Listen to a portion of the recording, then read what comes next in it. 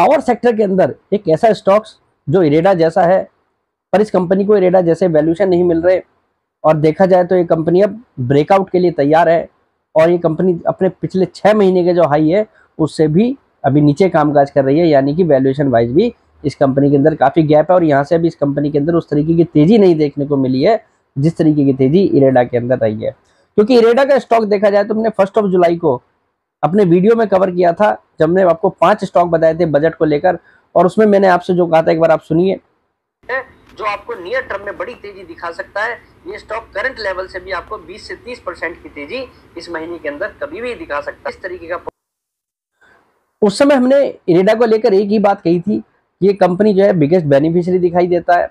और बजट से पहले ये कंपनी आपको 25 से 30% की रैली दिखा सकती है। उस समय ये कंपनी 195 रुपये पर कामकाज कर रही थी, और आज देखें तो 280 रुपये पर आ चुकी है, यानी कि हमारा 255 से 260 रुपये की जो इसके अंदर टारगेट दिख रहे थे वो भी कहीं ना कहीं इस कंपनी ने अचीव करके आगे का रास्ता तय कर लिया है।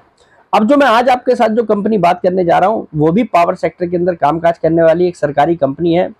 ये कंपनी भी देखा जाए तो एट प्रेजेंट प्रॉफिटेबल कंपनी है, और ये कंपनी एट प्रेजेंट भी अपनी बुक वैल्यू के आसपास कामकाज कर रही है। वहीं इरेडा जैसी कंपनी अपने बुक वैल्यू के लगभग 9 के मल्टीपल पर पहुंच चुकी है, यानी कि वैल्यूएशन के लिहाज से बहुत बड़ा गैप अभी भी दिखाई दे रहा है। और इस कंपनी के अंदर भी क्षमता है नियर टर्म में आपको 25 से 30% की तेजी इजीली दिखाने की, और लॉन्ग टर्म व्यू के हिसाब से देखें तो कंपनी पॉजिटिव दिख रही है। चाहते हैं कंपनी का नाम, तो चलिए वीडियो को शुरू करते हैं। हेलो फ्रेंड्स, मैं Vipin Jain, founder of learn equity with Vipin Jain. Friends, अगर आप शेयर मार्केट में इन्वेस्टिंग करने के लिए डीमैट अकाउंट खुलवाना चाहते हैं तो आप हमारे चैनल पर दिए गए लिंक के माध्यम से आप स्टॉक के साथ डीमैट अकाउंट खुलवा सकते हैं।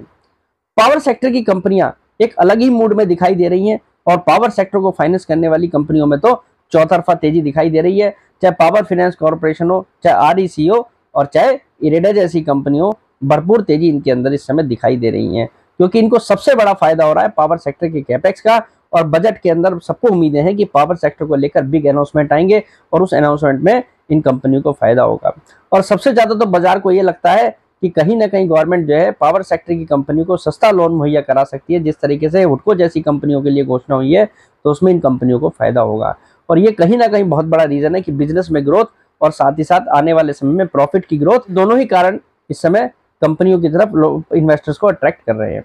अब जो आज मैं आपके साथ कंपनी लेकर आया हूं, वो जो सरकारी कंपनी है जो पावर सेक्टर को फाइनेंस करने वाली कंपनी है, उस कंपनी का नाम है पीटीसी इंडिया फाइनेंस। ये पीटीसी ग्रुप के द्वारा प्रमोट की जाने वाली कंपनी है, यानी कि प्रमोटर भी पीटीसी ग्रुप है। इस कंपनी के अंदर देखा जाए अभी रिसेंटली अच्छी बड़ी गिरावट आई है, और उस गिरावट से कंपनी रिकवरी दिखा रही है, और अपने पिछले 6 महीने के हाई को अभी कंपनी कहीं ना कहीं क्रॉस करने की क्षमता दिखा रही है, यानी कि इस कंपनी के अंदर दिन पे दिन अगर आप देखें तो एक तेजी का रुख दिखाई दे रहा है। और पीटीसी इंडिया बहुत सस्ती कंपनी है, एट प्रेजेंट देखें 160 करोड़ रुपए के प्रॉफिट पर बैठी है, लगभग 40 रुपए के आसपास की बुक वैल्यू वाली कंपनी इस समय लगभग 1.1 के मल्टीपल के आसपास ट्रेड कर रही है, और इस कंपनी के अंदर भी क्षमता है यहाँ से अच्छी खासी तेजी दिखाने का। असल देखा जाए तो वैल्यूएशन के लिहाज से अगर हम देखें तो पीटीसी इंडिया, जैसा मैंने आपको बताया कि अपने बुक वैल्यू के 1.1 के मल्टीपल पे ट्रेड कर रही है, रिटर्न ऑन इक्विटी के हिसाब से 7% की आरओई वाली कंपनी है। यहीं अगर हम इरेडा जैसी कंपनियों की बात करें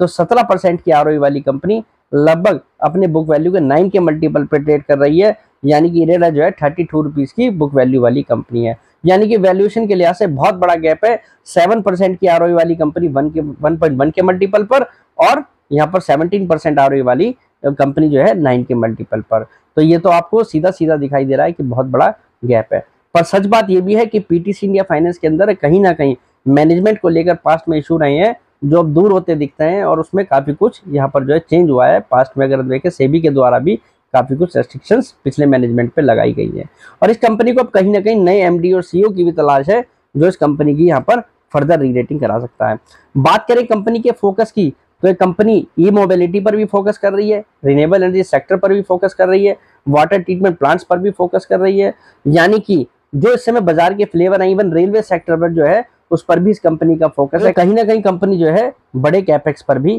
कामकाज कर रही है, और ग्रोथ को लेकर इनके प्लान काफी बड़े भी हैं।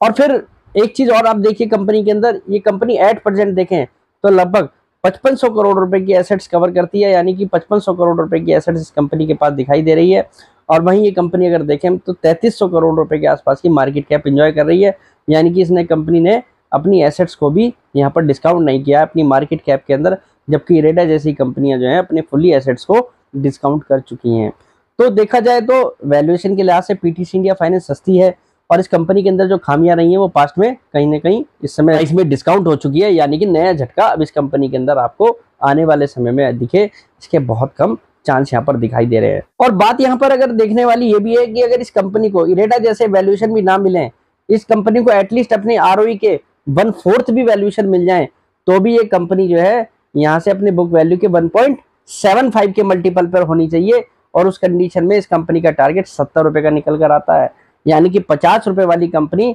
यहाँ से भी आपको